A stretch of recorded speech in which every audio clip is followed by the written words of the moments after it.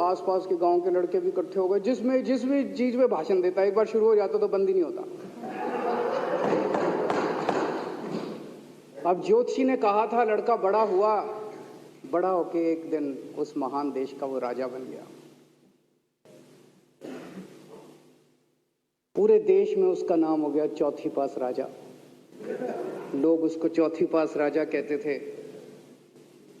अब उसे आता जाता कुछ था नहीं, पढ़ा लिखा था नहीं। अफसर आते, कुछ अंग्रेजी में चपर चपर करते, उसको समझ नहीं आता। अफसर जो मर्जी उससे साइन करा के ले जाते, जो मर्जी उससे साइन करा के ले जाते। अब वो कुछ पूछे अफसरों से तो उसे भी शर्म आती थी कि मैं पूछूंगा तो उनको लगेगा अनपढ़ आदमी है, पता चल जाएगा। तो उसके भी दिल में ये रहता था, यार मैं पूछूं ना पूछूं। पता नहीं किस किस चीज पे उसने चौथी पास राजा ने साइन कर दिए। फिर धीरे धीरे राजा को ये बुरा लगने लगा, यार ये मेरे को चौथी पास कहते हैं। तो उसने एक फर्जी डिग्री बनवा ली। कहीं से फर्जी डिग्री बना के ले आया एमए की। बोला मैं एमए हूं। तो लोगों को लगा यार ये तो ठीक नहीं है, ये तो फर्जी डिग्री हम बना के ले आया हमारा राजा। तो लोगों ने आरटीआई डाली। जो आरटीआई डालता उस पर 25,000 रुपये जुर्माना।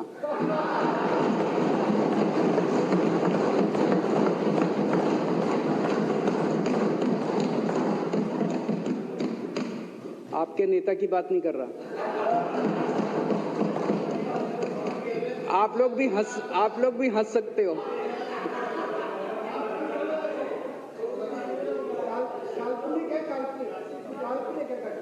तो जो आरटीआई डाले उसको 25,000 रुपए का जुर्माना, जो आरटीआई डाले उसको 25,000 रुपए का जुर्माना।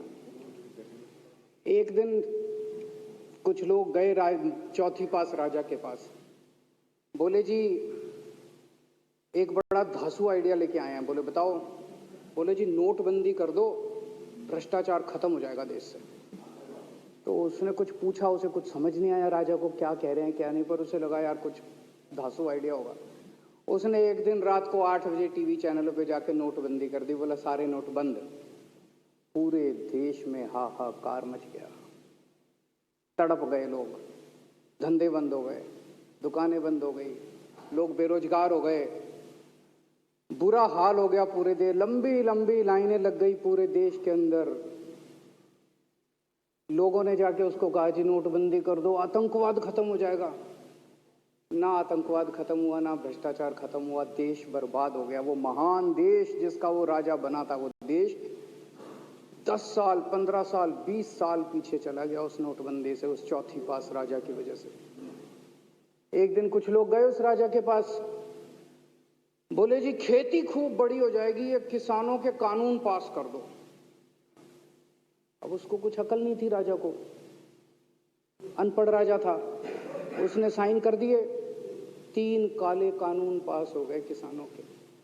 पूरे देश के किसान सड़कों पे, जगह जगह मोर्चे। 750 किसानों की मौत हो गई 1 साल के अंदर। अंत में राजा को वो कानून वापस लेने पड़े। धीरे धीरे देश की समस्याएं बढ़ती गई, क्योंकि राजा ऐरे गहरे। इससे पहले एक और राजा आया था, मोहम्मद बिन तुगलक। वो भी ऐसे ही करता था, कभी उसने देश की राजधानी बदल दी, कभी बोला मैं चमड़े के सिक्के बनाऊंगा। उसी तरह से ये था अनपढ़ राजा, कुछ भी कर देता था। अब राजा को एक दिन लगा यार मैं तो राजा बन गया, पता नहीं कितने दिन रहूंगा। तो उसकी गरीबी में जो जीवन उसने जिया था, उसे लगा यार पैसे तो कमाने चाहिए। पैसे कैसे कमाऊं? पैसे कमाऊंगा तो जनता में छवि खराब होगी। तो उसने अपने एक दोस्त को बुलाया और उस दोस्त को बोला कि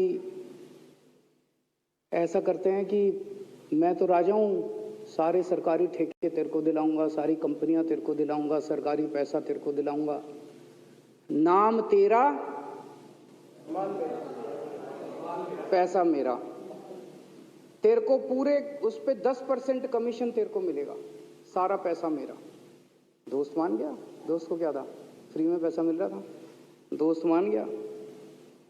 उसके बाद दोनों ने मिलके जो देश को लूटा, जो देश को लूटा,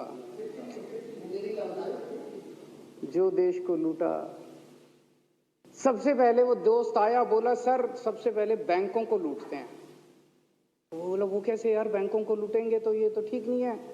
बोला नहीं, ऐसे करते हैं, आप किसी बैंक के चेयरमैन को बुलाओ, उसको बोलो कि वो मेरे को लोन देगा। तो बोला लोन देगा तो वापस करना पड़ेगा। बोला वापस कौन करेगा, वापस थोड़ी करना है, आप राजा हो, वापस वूपस नहीं करना, लोन दिला दो बस। तो राजा ने एक बैंक के चेयरमैन को बुलाया, बोला इसको लोन दे। तो वो चेयरमैन की सिट्टी पिट्टी गुम हो गई, यार मैं तो मर जाऊंगा, फंस जाऊंगा, वो भाग गया। तो फिर उन्होंने ढूंढ ढांड के एक ऐसा चेयरमैन चुना जो कि सरासर भ्रष्टाचारी, जिसके ऊपर 10 फाइलें खुली हुई, जिसके ऊपर 10 केस चल रहे, उसको बुलाया। बोला देख तेरे को चेयरमैन बना रहे हैं, अब तू 10,000 करोड़ रुपए दे दे इसको, नहीं तो तेरे को